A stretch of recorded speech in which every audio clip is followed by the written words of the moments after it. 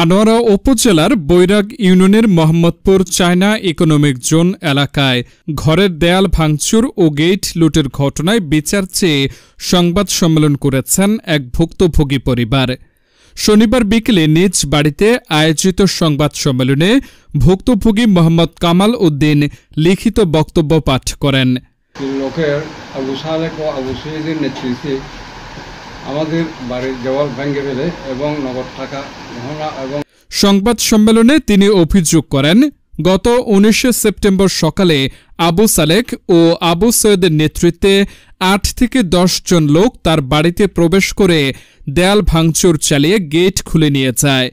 বাধা দিতে গেলে বাক প্রতিবন্ধী মোহাম্মদ দিদারুল আলমকে মারধর করা হয়। কামাল উদ্দিন আরও বলেন, এ ঘটনার পর আমরা স্থানীয়ভাবে থানাসহ বিভিন্ন স্থানে সালিশি বৈঠক ও আলোচনার চেষ্টা করেছি, কিন্তু এখনও কোনো সমাধান পাইনি, বরং অভিযুক্তরা আমাদের নানা ধরনের হুমকি ধমকি দিচ্ছে। বাক প্রতিবন্ধী ওকে মারধর করে এর বিভিন্ন লোক নিয়ে আমাদেরকে হুমকি দিচ্ছে।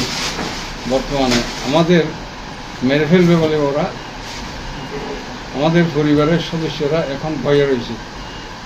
আমরা এর আগেও স্থানীয় বাসিন্দা ও আলোচনা করার চেষ্টা করেছি, এমনকি এলাকার গণ্যমান্য ব্যক্তিদের উপস্থিতিতেও বৈঠক করেছি, কিন্তু তারা কোনো সমাধানে আসেনি।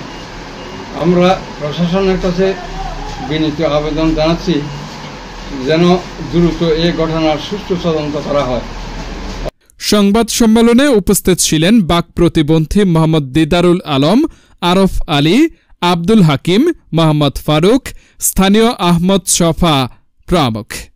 ভুক্তভোগী পরিবার প্রশাসনের হস্তক্ষেপ ও দোষীদের বিরুদ্ধে আইনগত ব্যবস্থা নেওয়ার দাবি জানিয়েছেন।